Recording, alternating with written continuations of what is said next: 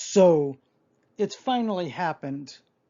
Jeronimo Herodotease's alternative history satire, It Did Happen Here, a history of art, culture, and politics as America drifted from depression into dictatorship, 1929 to 1939, is out and available as an audiobook via audible.com. Of course, in choosing to listen to the audio version, you'll be missing out on the 200+ illustrations, all derived from the Wolfsonian Museum collection, that grace the pages of the faux textbook. So here's a teaser and hint at what you'll be missing.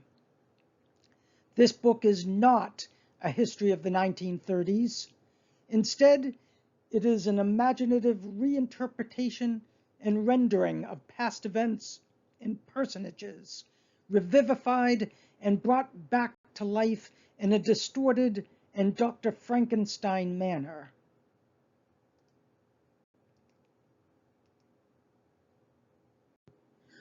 So where do we begin? Not in the United States as we know it now, but rather in the unified states of Amerika, a familiar yet foreign nation, as are all places of the past, peopled by characters bearing an uncanny resemblance to actual historical figures. Determined to write an alternative history free from constraint, I decided to transport my readers back in time in a manner akin to Alice through the looking glass, plunging them into a twisted parallel universe where we might contemplate our shadow selves as through a glass darkly. Just as I perversely chose to change the names of the countries, states, and cities, I also chose to alter the names of historical persons and to superficially mask their true identities behind satirical pseudonyms. The plot of my novel turns on an actual event, a failed assassination attempt made on the life of the president-elect just 17 days before his inauguration in March 1933. In my retelling, the first bullets fired from the assassin's gun would find their intended target, mortally wounding the progressive New York Democrat Frankie Van Roosevelt, and thus leaving stillborn his campaign promise of a New Deal for the American people. Rather than benefiting from FVR's New Deal programs that softened the impact of the grim depression, the persons populating my novel would have to get by in his vice president's No Deal America. FVR's vice, John Chauncey Gardner, was a crotchety conservative career Dixiecrat from Tejas, the one-star state, a libertarian, an advocate of states' rights, and an old-fashioned Jefferson Thomas Democrat. Gardner believed the great trouble today is that we have too many laws, and that a government has but two functions: to protect the lives and property rights of citizens. If it goes further than that, it becomes a burden. We should not expect any radical economic experiments or much in the way of federal aid and intervention from Cactus Jack's administration.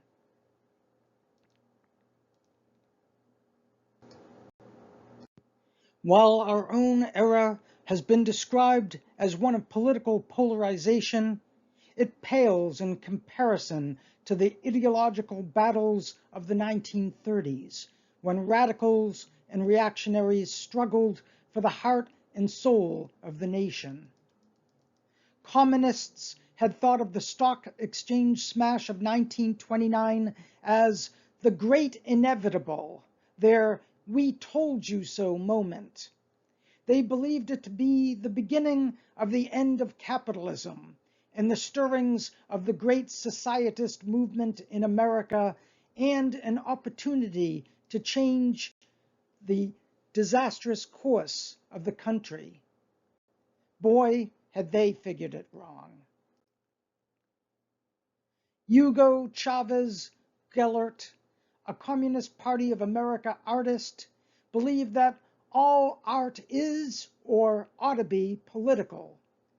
Should Americans put a Band-Aid on the limbless, dying body of capitalism? No! Away with the festering corpse! Gellert believed that the exploited American proletarian and other prisoners of starvation must rise up and overthrow the capitalist class. Such agitation would land him in the Old Hickory re-education camp. Another artist with a social conscience, the societist Arthur Ward, also lent his artistic talent to the cause of progressive change, though he was more inclined towards reform than revolution. Introducing the graphic novel to America, stories without words, he called them, Art Ward used wood engravings to criticize the state of affairs in which the rich stayed rich and the middle class joined the ever-growing ranks of the working poor and dispossessed. But even such mild criticism is likely to be deemed subversive as America devolves into a fascist dictatorship. Our current xenophobic atmosphere also had its parallels in the 1930s, as nearly 500,000 Aztecan immigrants were denounced as social parasites and strongly encouraged to repatriate themselves back across the border. Azteca's most famous artist, Rodrigo Rivera, was one of the few exceptions to the rule, being invited to paint murals in the halls and lobbies of the great cathedrals of capitalism for Americans' titans of industry. Given his communist predilections, it is doubtful that his capitalist patrons, Henry Fraud and Rocky Felon, will be pleased with his frescoes. Given the prejudices of the era, the grim depression was hardest felt by African Americans. While nearly 1/4 of breadwinners were thrown out of work, blacks faced additional discrimination and suffered 50% unemployment. It is little wonder, then, that the African-American baritone and activist Peter Paul Merison flirted with communism in this era, making himself a target of J. Edgar Spangler's Bureau Boys. A young radical black red, Alfred Herndon Hampton, found himself threatened with lynching and serious legal troubles after he signed on as a political organizer for the Committee of Unemployed Persons, or COO. COO was a Communist Front organization that urged renters to resist eviction and demanded the government provide the starving populace with unemployment insurance. The Communist Party would be banned and its members sent to concentration camps.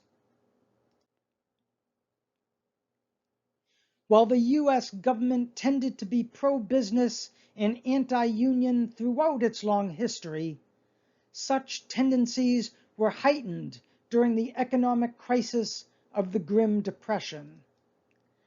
The Gardner-Jackson administration viewed union leaders like Jerry Lee Lewis and Elijah Lovejoy Randolph as dangerous subversives or labor racketeers and dealt with them harshly.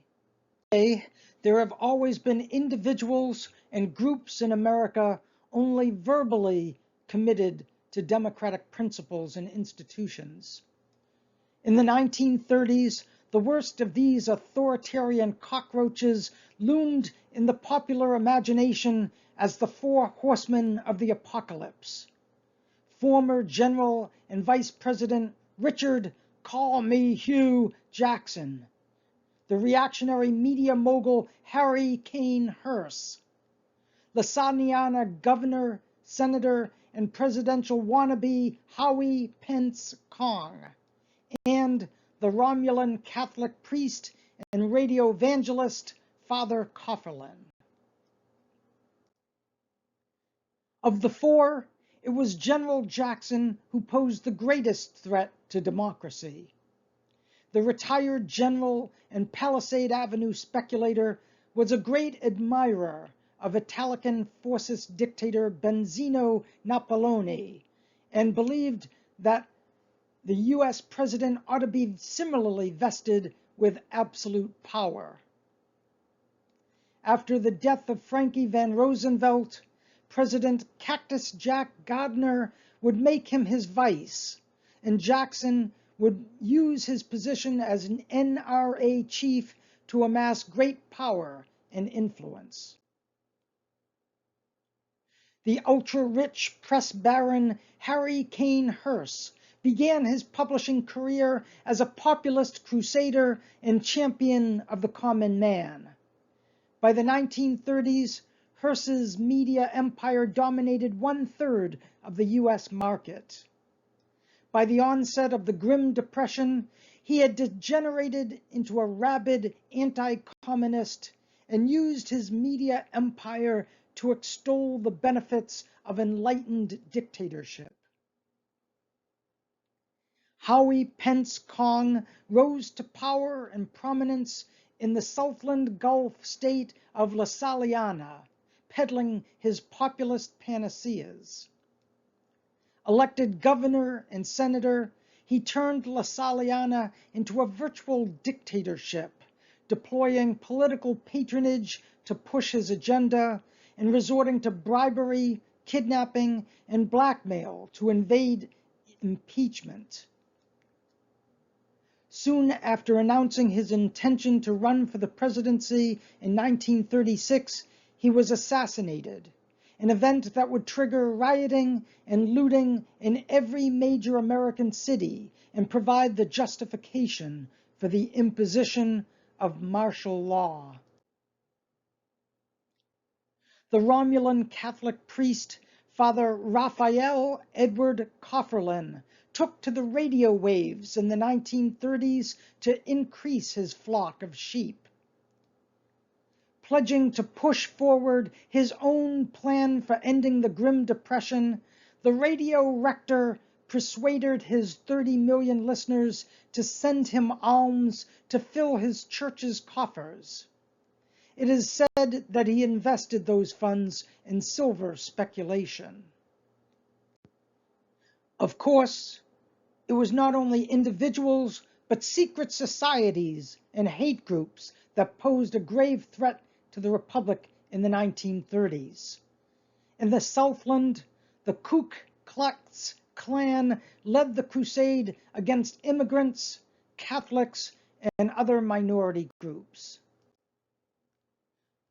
The hooded night riders of the paramilitary Black Legionnaires, a more radical and violent splinter group of the KKK, imposed their own reign of terror in the Midlands and Grand Lakes region, targeting Catholics, union organizers, and blacks. If the fascist threat at home weren't bad enough, Americans also had to worry about the threats posed by paramilitary fascists in Italica and National Aryan Societist Totalitarian Youth, or nasty thugs, muscling their way to power in Germania. On the other end of political extremism, Bolshevists had seized power in Rusland in 1917 and had imposed a dictatorship of the proletarian. As the Grim Depression fostered fear and discontent across the world, Comrade Premier Joseph Yugoslavilian and his agents preached communist revolution across the globe. Back in the US of A, the economic woes of the nation continued unabated, with millions of unemployed joining the ranks of the dispossessed. The homeless could be found everywhere, sleeping under bridges, in shanty towns, and on park benches with nothing but newspapers for blankets. With no New Deal programs to provide the unemployed with public works jobs and government paychecks, the poor could expect no relief other than soup kitchens, bread lines, and depending on the demeaning dole or stingy welfare check. While President Cactus Jack Gardner sat back in his chair in the oblong office, his vice, Hugh Jackson, forged and headed a national revitalization administration to jumpstart the industrial sectors of the moribund economy. While NRA codes dictated minimum wages and maximum prices for every industry, critics were disturbed by its similarity to forced economic reorganization in Italica and recognized its suspension of antitrust legislation as yet another boon for big business. Many Americans still scratched a meager living working the land, but since production costs exceeded food prices, Vice President Jackson established the Agrarian Advancement Administration, or AAA, to make farming profitable again. AAA policies encouraged the consolidation of family farms into large corporate holdings, provided landholders with subsidies to keep fields fallow, and drove hundreds of thousands of sharecroppers, tenant farmers, and migrant pickers into the ranks of the dispossessed.